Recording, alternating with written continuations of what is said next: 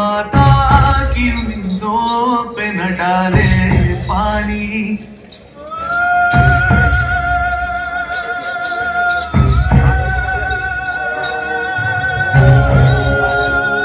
कोई माता की उम्मीदों पे न डाले पानी। जिंदगी भर तो हमें भेज के काले पानी। जिंदगी भर तो हमें भेज के काले पानी।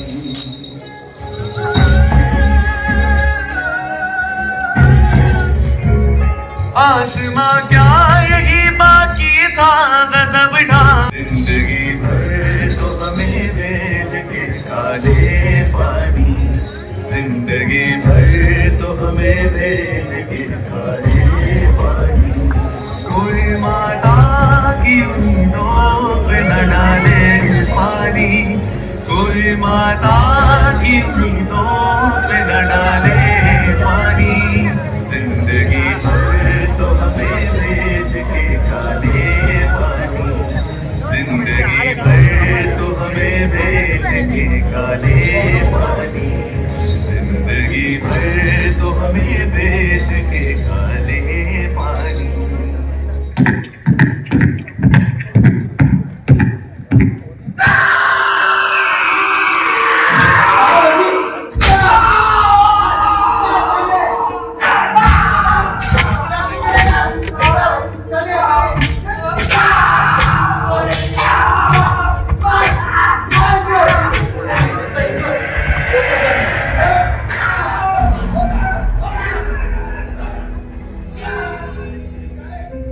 अब भी मौजूद है जुल्मों की निशानी लोगों।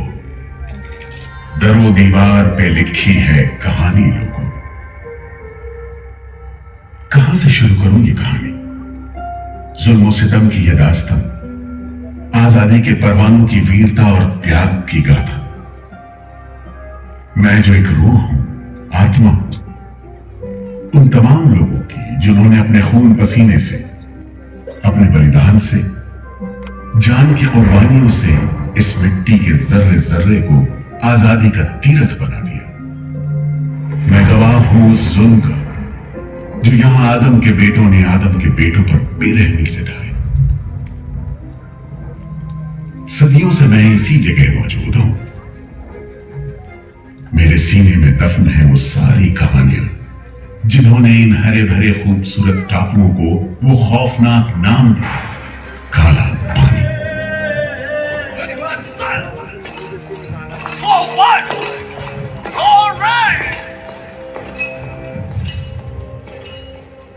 तो वहीं से शुरू करते, उसी हरियाली से जो कैद करने वालों के जुल्म और कैदियों के खून पसीने से बेदाग थे।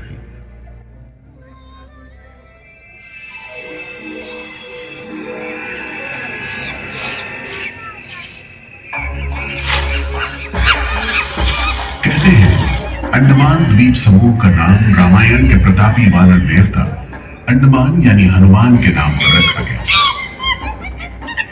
पुराने जमाने से यह कहानी चली आती है कि जब राम ने लंका पर चढ़ाई करने की योजना बनाई थी तो पहले इन्हीं टापुओं से धावा मारने की सोची थी, लेकिन बाद में इरादा बदलकर धनुष कोटि से हमला किया। इतिहास और पुराण में अंडमान द्वीप समूह इसी सिलसिले में याद किया जाता रहा है। और दूसरी शताब्दी के रोमन भूगोल शास्त्री टॉलमी ने इन टापुओं को दुनिया के पहले नक्शे में जगह दी और नाम रखा एग्डेमोन, एक ग्रीक गॉड एगेमेम्नॉन के नाम पर, जो भाग्य का प्रतीक है। इन टापुओं की तरफ लोगों का आना शुरू हुआ। धर्म प्रचारक, लुटेरे, बागी, मल्ला, किस्मत आजमाने को निकले जहाजी, हर तरह के लोग यहां आते रहे। 18वीं सदी के अंत में ईस्ट इंडिया कंपनी ने इन टापुओं पर एक बस्ती कायम करने की कोशिश की और यहां लेफ्टिनेंट आर्चिबाल्ड ब्लेयर को भेजा, मगर यह कोशिश नाकाम रही और अगले 60-70 बरस तक किसी ने इन टापुओं की सुध नहीं ली।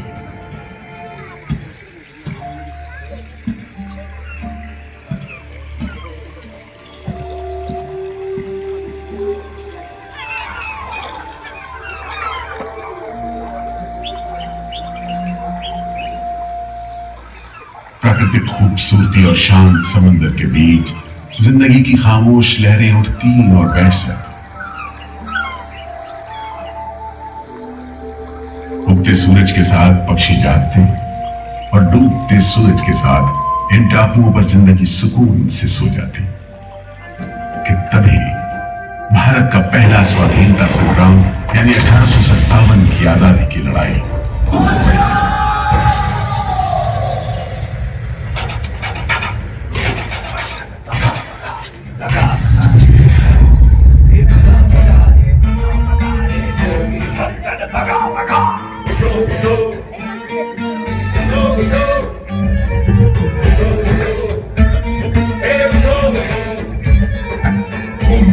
सन 57 में मंगल पांडे की ललकार,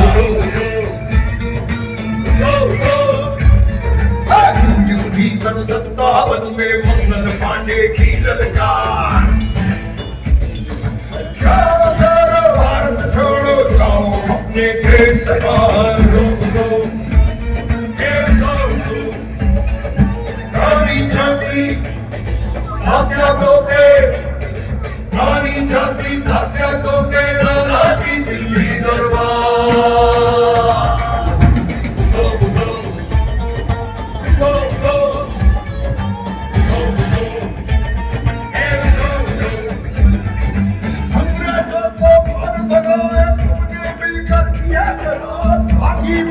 अंग्रेजों की भेदभावियों की तलवार, चली मशाले आजादी की तो बेगरजे बारंबार।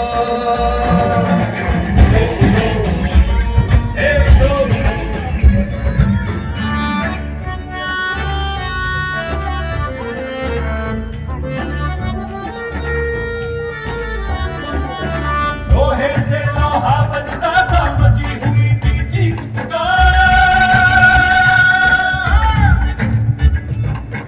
लोहे से लोहा बजता था, मची हुई थी चीख पुकार। सुनो कंपनी वालों सुन लो,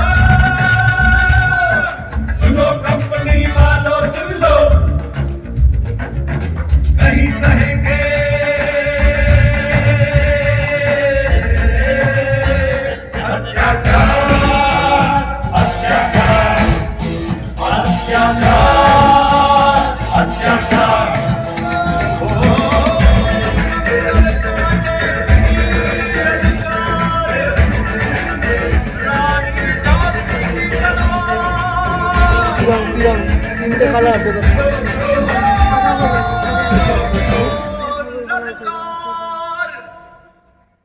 जल्द ही बगावत की लपटों की तपिश शान पड़े अंडमान द्वीप समूह पर पड़ने वाली थी। आजादी के मतवालों को सबक सिखाने के लिए फिरंगी सरकार ने 15 जनवरी 1858 को पूरे के पूरे अंडमान द्वीप समूह को एक कैद खाने में बदलने का फैसला किया। His Excellency गवर्नर जनरल ने काउंसिल में ये फैसला किया है कि अंडमान आइलैंड में कैदियों की एक बस्ती बनाई जाए। इसमें शुरू में ऐसे मुजरिम रखे जाएं जिन्हें बगावत और राजद्रोह और इससे ताल्लुक रखने वाले दूसरे अपराधियों के लिए कैद या देश निकाले की सजा दी गई हो। और इस तरह अंडमान द्वीप समूह की पुरानी खाड़ी का नाम लेफ्टिनेंट आर्चिबाल्ड ब्लेयर के नाम पर पोर्ट ब्लेयर रखकर मुजरिमों की बस्ती कायम की गई। सन 57 के वीरों के नक्शे कदम पर कुछ ही साल बाद अंडमान की धरती पर पैर रखे वहाबी आंदोलन के राजनीतिक बंदियों में 1860 से 1872 के बीच बहुत से वहाबी आंदोलनकारी अंडमान भेजे गए। सरहदी सूबे का रहने वाला एक पठान शेर अली आफरीदी भी अंडमान में उस समय उम्र कैद की सजा काट रहा था और अंग्रेजों से बदला लेने के लिए मौके की तलाश में था।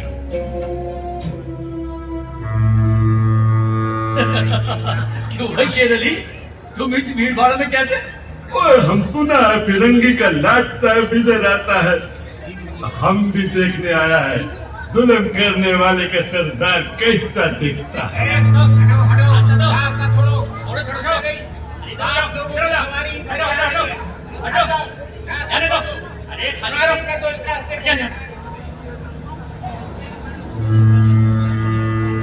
अरे देखो देखो आ गए डॉक्टर साहब, अमरीश बहादुर आ गए। मिस्टर बर्ड, मैं सोचता हूँ कि इस खूबसूरती के बीच रहने के लिए प्रिजनर होना भी मैं एक्सेप्ट कर लेता। Yes, indeed. Just look how beautiful this place is. ये प्रिजनर लोग इस खूबसूरती को नहीं देखते, वरना इस टापू को प्रिजन नहीं स्वर्ग समझते। यस सर, आप ठीक कहते हैं। इधर आइए प्लीज। हम तुमको खत्म कर देगा फिरंगी जालिम। कैदियों के साथ तुम लोग जो हैवानी सुलूक करता है, हम बर्दाश्त नहीं करेगा। भाग रहा इसका से। शेर अली है सजा याफ्ता कैदी, सजा में रियायत पाकर नाई की दुकान चलाता है। जैसा कि होना था, शेर अली को फांसी हो गई।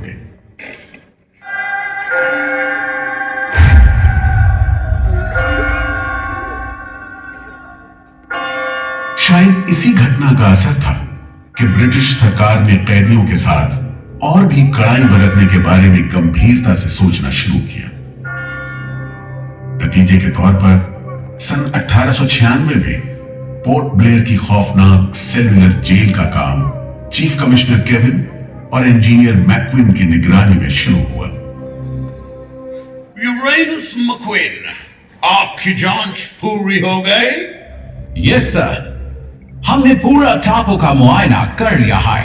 तो आपके हिसाब से जेल कहां बनेगी?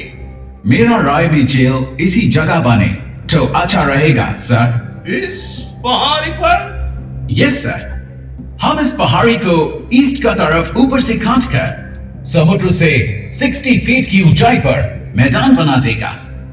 इससे दो फायदा होगा, जेल के लिए जगह निकलेगा और पहाड़ी काटने से जो मिट्टी निकलेगा उससे हम नीचे का दलदल को भरकर ऑफिसर्स के लिए टेनिस एंड क्रिकेट खेलने का मैदान, इवन जिमखाना क्लब भी बना सकता सर। तय हुआ कि 5 लाख रुपए की लागत से पोर्ट ब्लेयर की इस पहाड़ी पर जेल बनेगा। फॉरेन कारीगरों के अलावा 600 कैदियों को काम पर लगा दिया गया। इस जेल में एक वक्त में 700 कैदियों को बंद रखा जा सकता है। योजना के अनुसार जेल के बीचों बीच एक मीनार बनाई जानी थी, जिसकी 7 दिशाओं में 7 खंड किसी सितारे की भुजाओं की तरह निकले होंगे। हर खंड में 3 मंजिलें बनाई जानी थी। तो खंड में कुल मिलाकर 698 कोठरियों का निर्माण होना था। ईंटों की ढुलाई के लिए ट्रेन की 5 मील लंबी पटरी बिछाई गई। इमारत बनाने के लिए ढेर सारे सामान बर्मा से मंगवाए गए। जेल को बनाने में कोई 3 करोड़ ईंटें इस्तेमाल की गई। इंसानी खून पसीने की तो कोई गिनती ही नहीं।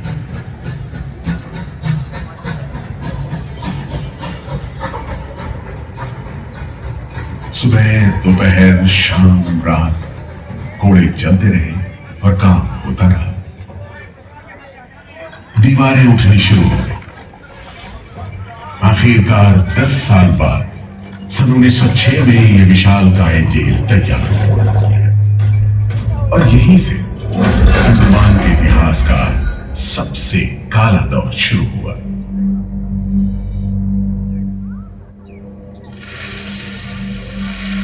हाँ, सच कहते हो, इसी हो जाती है। मैं पुराना पीपल का पेड़ जेल खाना बनने के इस लंबे अरसे में हर रोज अपनी जान की खैर मनाता रहा, क्योंकि इस पहाड़ी पर उगे हुए घने जंगल साफ करने के दौरान बहुत से लोग थे जिनका ख्याल था कि मुझे भी और पेड़ों की तरह काट गिराया जाना चाहिए। लेकिन मैं बच निकला। मेरी किस्मत में शायद खड़ा रहकर इस जेल में होने वाली यातनाएं देखना लिखा था। हर एक कैदी जेल के फाटक के भीतर आकर मेरी डालियों के नीचे से ही निकला है। जैसे जैसे अंग्रेजी शासन के खिलाफ आजादी की मांग तेज हुई, ब्रिटिश सरकार ने सेलुलर जेल के फाटक हर छोटी बड़ी बात के लिए खोलने शुरू कर दिए। किसी ने पर्चा निकाला तो अंडमान जेल, किसी ने लेख लिखा तो अंडमान जेल। लेकिन जब आजादी की लौ दिल में जल रही हो तो लोगों को कब तक रोका जा सकता है? 20वीं सदी शुरू होते होते फिरंगी सरकार के खिलाफ जंग में तेजी आ गई। अलीपुर षड्यंत्र कांड, चटगांव डकैती कांड, काकोरी कांड, लाहौरी बम कांड, मोपला विद्रोह, नासिक षड्यंत्र, कितने मामले गिनवाएं, ये सूची लंबी है। लिहाजा एक नए किस्म के अभियुक्तों ने अंडमान की सेल्युलर जेल में कदम रखा। ये नई किस्म थी क्रांतिकारियों की। क्या शानदार लोग थे, मस्ती में झूमते, गीत गाते जेल में कदम रख रहे थे, मानो जेल नहीं मंदिर जा रहे हो। आजादी के ये परवाने देश के कोने कोने से आए थे। हमारे दिल में है, देखना है जोर कितना, बाजुए कातिल में है, वक्त आने दे बता देंगे तुझे आसमां, हम अभी से क्या बताएं, क्या हमारे दिल में है। सोहन सिंह भकना हाजिर। मोतीलाल वर्मा हाजिर। पंडित परमानंद शास्त्री हाजिर है। बटुकेश्वर दत्त हाजिर। सचेंद्र नाथ सान्याल हाजिर। उल्लासकर दत्त हाजिर। पृथ्वी सिंह आजाद, पृथ्वी सिंह आजाद हाजिर। हर आदमी के दिल में स्वाधीनता की लौ जल रही थी। इस जोत को बुझाने का काम ब्रिटिश सरकार ने जिस अफसर को सौंपा वो था सेल्युलर जेल का जेलर डेविड बेरी। जमादार। जी हुजूर। नया कैदी लोग आया? जी सरकार, सभी लाइन से खड़े हैं। ठीक है, सुनो, इनसे कह दो कि इस जगह पर हम शेर को पालतू बनाता है। तुम जेल का दीवार देखता है, जानता है इसको इतना नीचे क्यों बनाया? इधर से कोई भागने को नहीं सकता। यह सब तरफ 1000 माइल्स तक पानी है और ऊपर खुदा है, और तुम हमको देखता है? हम इधर का खुदा है, डेविड बेरी। Get it? गंदी सीलन भरी बदबूदार हवा में कैदियों का बंदी जीवन शुरू होता है। बेड़ियों की आवाज, वार्डनों की गाली गलौज और मार खाते कैदियों की चीख पुकार से गूंजते कोठरियों का दम घुट माहौल कड़े से कड़े इंसान को तोड़ने के लिए काफी था। लेकिन इन कोठरियों में ऐसे बंदी भी आए जिन्हें यह माहौल हताश करने की बजाय जुल्म का मुकाबला करने की प्रेरणा देता रहा। वीर विनायक दामोदर सावरकर, ये नाम ऐसे ही बंदियों में बड़े सम्मान के साथ लिया जाता है। जयोस्तुते जयोस्तुते जयोस्तुते जयोस्तुते जयोस्तुते जयोस्तुते जयोस्तुते जयोस्तुते जयोस्तुते जयोस्तुते जयोस्तुते जयोस्तुते जयोस्तुते जयोस्तुते। श्री महानमंगले शिवस्पदे शुभदे श्री मोहन मंगले शिवास्पदे शुभदे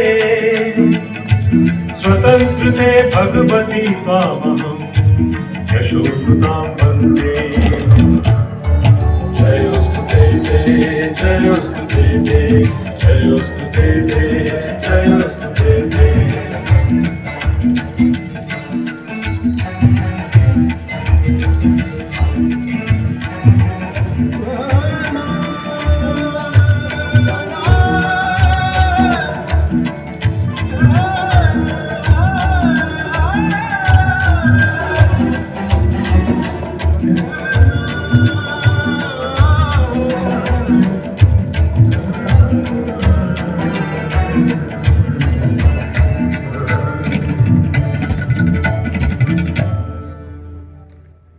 बेड़ियों में जकड़े वीर सावरकर जब सेल्यूलर जेल के अहाते में दाखिल हुए तो उनकी जंजीरों से जुड़े लोहे के पट्टे पर उनके जेल की मियाद खुदी हुई थी 50 बरस।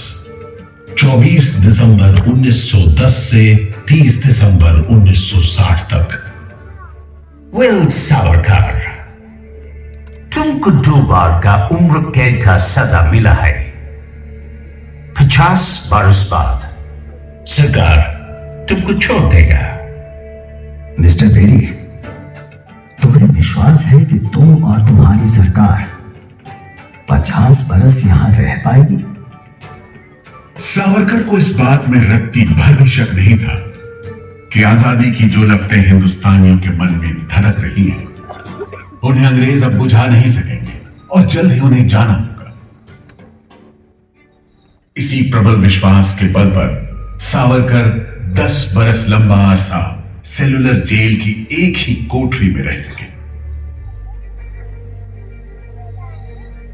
उन्हें बहुत ही खतरनाक कैदी करार देते हुए इतने कड़े पहरे में रखा गया था कि उनके भाई गणेश को 2 बरस तक पता भी नहीं चला कि वीर सावरकर उनके ही नक्शे कदम पर चलते हुए सेल्यूलर जेल आ पहुंचे, जहां बरसों की तकलीफ है, जेलर के जुल्म है, कड़ी मेहनत और नितांत अकेलापन है, जहां जिंदगी 13 फुट लंबी और 7 फुट चौड़ी कोठरी में सिमट कर रह करती है।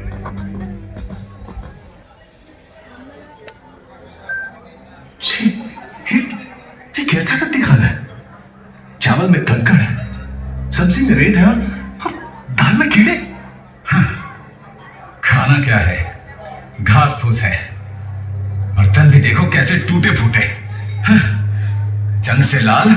मामूली बात थी, चाहे वो खा रहे हों या काम कर रहे हों, और काम न सिर्फ मुश्किल था बल्कि उसका कोटा भी तय था। 7 में से 4 खंडों की कोठरियों में तेल निकालने के उपकरण लगे थे।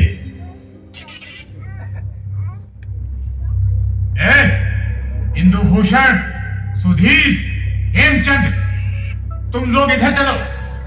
नारियल के बोरे उठाओ। हर बोरे में है 25 सेब नारियल। इन्हें पहुंचाओ तीसरी मंजिल पर। शाम तक हर आदमी को 30 पाउंड तेल निकालना है, समझे? हम इतना तेल कैसे निकालेंगे? वो मशीनें तो हाथ से चलानी पड़ती हैं। जबान मत लड़ाओ बदमाश।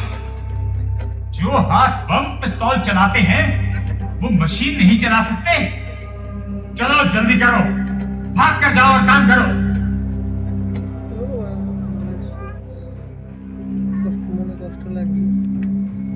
मेरा बात ध्यान से सुनो। जी हुजूर। जो आदमी काम नहीं करे उसको पेट लगाओ। जी हुजूर। समझा? जी। सजा दो, कोई छूट नहीं दो। जी। कोटा पूरा कराओ। जी। लेकिन तमाम मारपीट और गाली गलौज के बावजूद यदि कैदी काम पूरा न कर पाते तब जो सजा मिलती वो किसी की भी हिम्मत तोड़ने के लिए काफी थी। जमादार। जी हुजूर। इसको 2 दिन तक टाट का वर्दी पहनाओ। कल से इसका गाना बंद। जी। सिर्फ 2 का खंजी दो। जी हुजूर। ये पहला बार काम नहीं पूरा किया। जी। इस वास्ते इसको 1 हफ्ता हथकड़ी में रखो। जी हुजूर। ये बागी का बच्चा है, इसको बेड़ी डालो।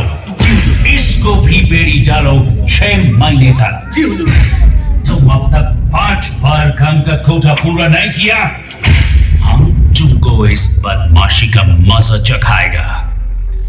जमादार जी हुजूर, इसको तन्हाई में रखो जी, सॉलिटरी कन्फाइनमेंट जी, कोठरी में काम दो जी, और इसको पेट लगाओ जी, और मारो नारे बोलेगा, बोल नारे, बोल नारे, बोल नारे, जितनी ताकत है बोल नारे।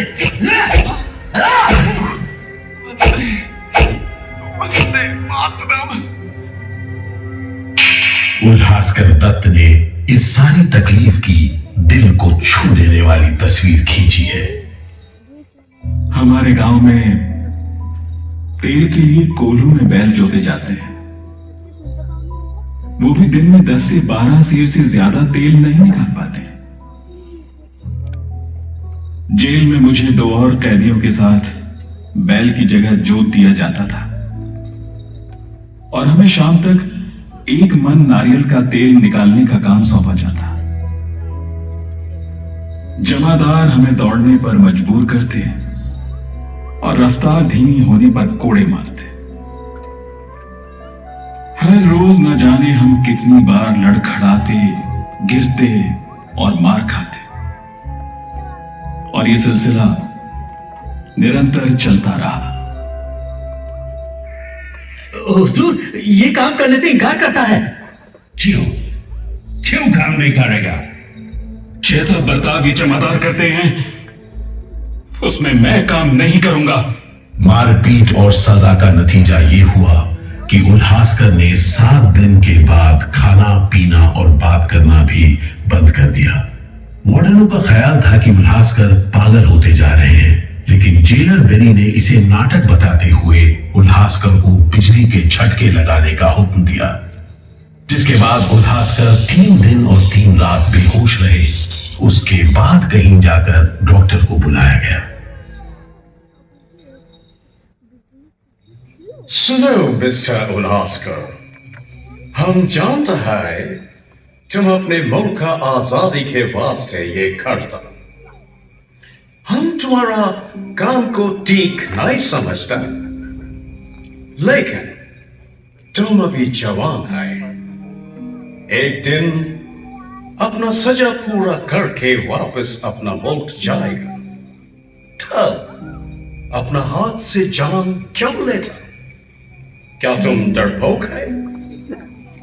हम अपना सीनियर ऑफिसर का हुक्म नहीं बदल सकते, लेकिन तुम चाहेगा तो हम तुमको मेंटल हॉस्पिटल में भर्ती करा देगा। ठीक है, इन जानवरों के बीच रहने से पागलों के बीच रहना बेहतर होगा।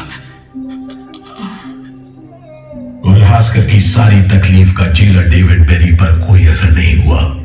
उल्हासकर के जाने के बाद बेरी ने वीर सावरकर को चिढ़ाते हुए पूछा,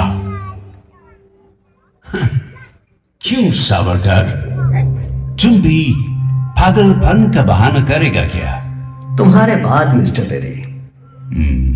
अच्छा।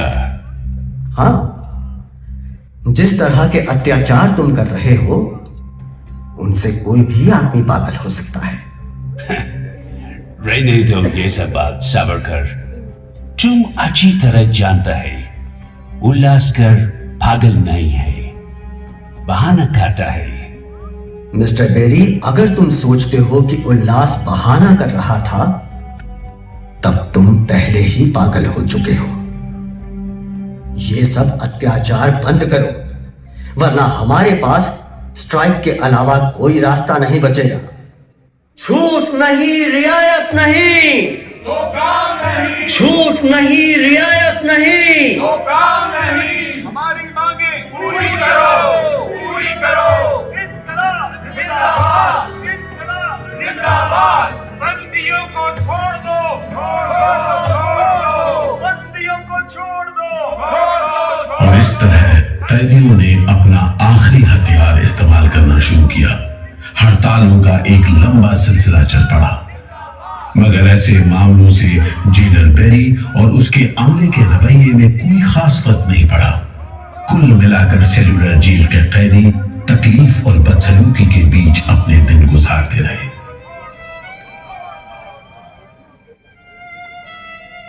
मगर एक सुख का स्मरण ना करना नाइंसाफी होगी।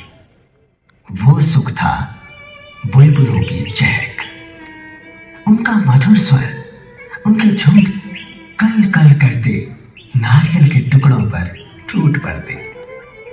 गंभीर विचारों से मुक्ति पाने के लिए मैं मन को बलपूर्वक इन बुलबुलों की चहक में लगाए रखता। मैं अपनी भाषा उन्हें सिखाने में असमर्थ था।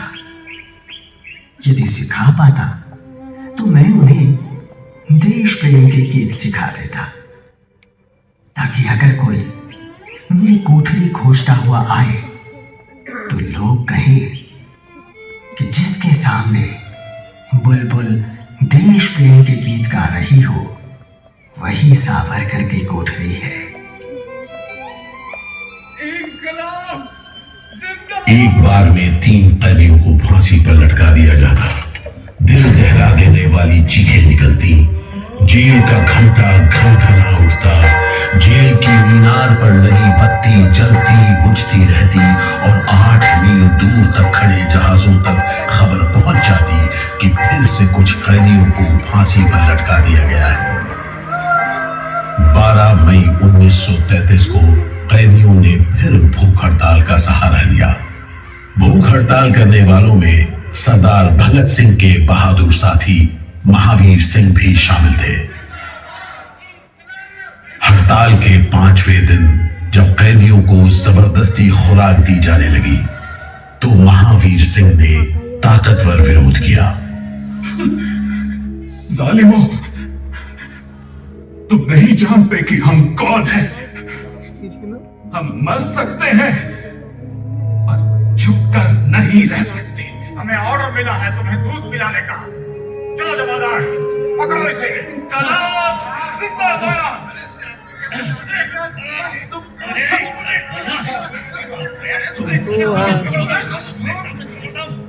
हम जबरदस्ती नहीं सहेंगे। चलो मैं से प्यारे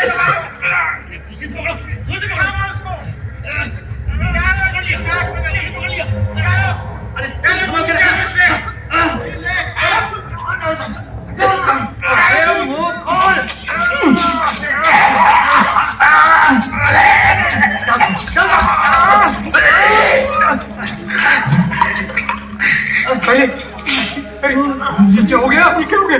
अरे ये तो अरे अब क्या करें? अरे इसकी तो आंखें उलट गई। अरे इसकी तो आंखें उलट गई है। अब क्या करें?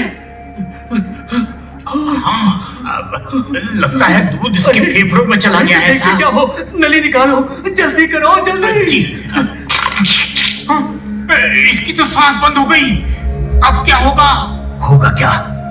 लाश को गुपचुप ठिकाने लगा दो, किसी को कानो कान खबर ना हो। मैं तो कहता हूँ साहब, इसकी लाश को बोरे में डालकर पत्थर से बांधकर समंदर में बहा दीजिए। कैसा? चलो ऐसा ही करो, झटपट ले जाओ उसे, झटपट ले जाओ। लेकिन ये खबर छिपी नहीं रह सकी। जब लोगों को पता चला तो देश भर में विरोध की भीषण लहर फैल गई।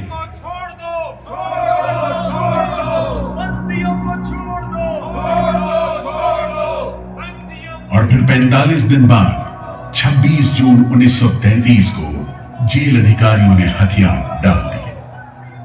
लेकिन देश अभी भी गुलामी की जंजीरों में जकड़ा हुआ था।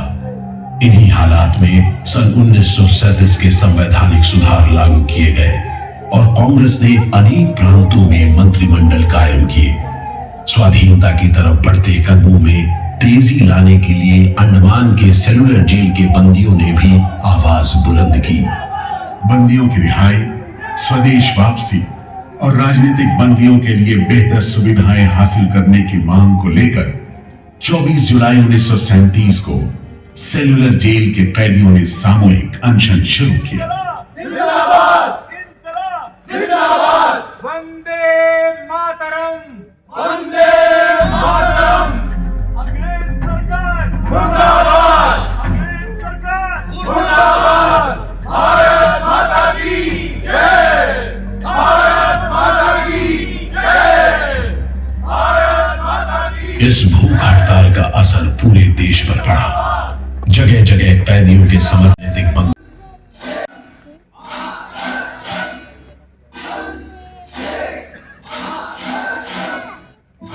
गुरुदेव रविंद्रनाथ ठाकुर और कांग्रेस की कार्यकारिणी की तरफ से जवाहरलाल नेहरू ने कैदियों से भूख हड़ताल समाप्त करने की अपील की और 28 अगस्त 1937 को गांधी जी ने सेल्यूलर जेल के बंदियों को तार से संदेश भेजा। मैं गुरुदेव रविंद्रनाथ टैगोर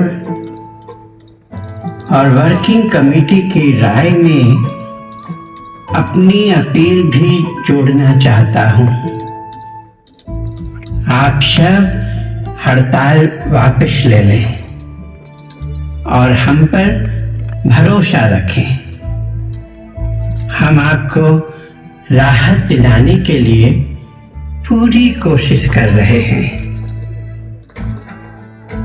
कैदियों पर गांधी जी की इस अपील का बहुत असर पड़ा। सभी कैदियों ने आपस में सलाह करने के बाद जवाब दिया। देशव्यापी अपील और आपके संदेश ने हमारे दिलों को छू लिया है। हम इस भरोसे पर भूख हड़ताल मुलतवी कर रहे हैं कि सारे देश ने हमारी मांगों और हमारे उद्देश्य को अपना बना लिया है। वंदे मातरम। 36 दिन के संघर्ष के बाद एक बार फिर बंदियों की जीत हुई। नतीजे के तौर पर सितंबर 1937 से सेल्यूलर जेल के कैदियों की स्वदेश वापसी शुरू हो गई। आखिरी जत्था जनवरी 1938 में रवाना हुआ और 80 साल बाद सेल्यूलर जेल राजनीतिक बंदियों से खाली हुआ और अंडमान द्वीप समूह के इतिहास का एक तकलीफदेह दौर खत्म हो गया।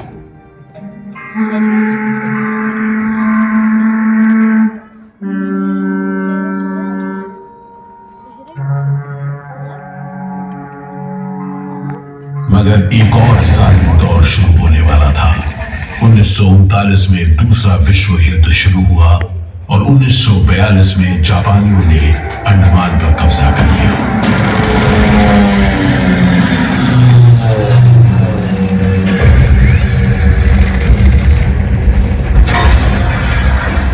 हालांकि अंडमान पर जापानियों का कब्जा सिर्फ 3 साल रहा, लेकिन इस अरसे में ही उन्होंने काफी जुल्म किया। हर आदमी उनकी नजर में अंग्रेजों का जासूस था। हर रोज खेतों से, दूर दराज के गांव देहात से दसियों लोग पकड़े जाते और मौत के घाट उतार दिए जाते। बहुत से लोग तो खाने की कमी के कारण जहाज पर लादकर दूर समंदर में फेंक दिए।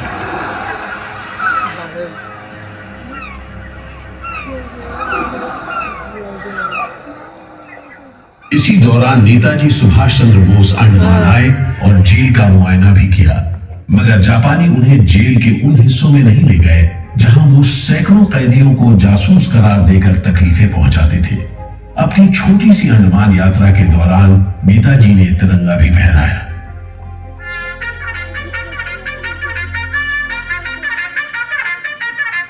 अगस्त 1945 में दूसरा महायुद्ध समाप्त हुआ और 3 साल 6 महीने 15 दिन के कब्जे के बाद अक्टूबर 1945 में अंडमान की जापानी छावनी ने अंग्रेजों के आगे हथियार डाल दिए।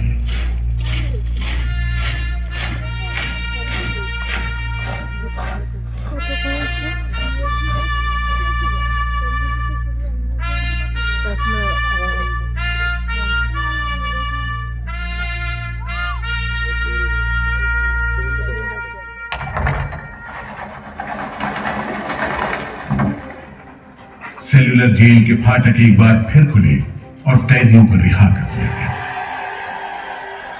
इसके बाद 2 साल के अंदर अंदर भारत में ब्रिटिश सरकार का शासन खत्म हो गया।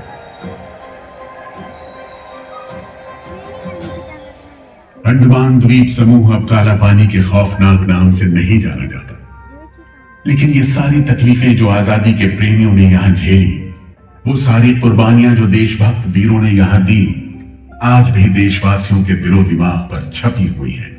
इसीलिए अंडमान के भूतपूर्व राजनीतिक बंदियों के भातृत्व मंडल की इच्छा को स्वीकार करते हुए भारत सरकार ने 30 अप्रैल 1969 को घोषणा की कि सेलुलर जेल को राष्ट्रीय स्मारक के रूप में सुरक्षित रखा जाएगा।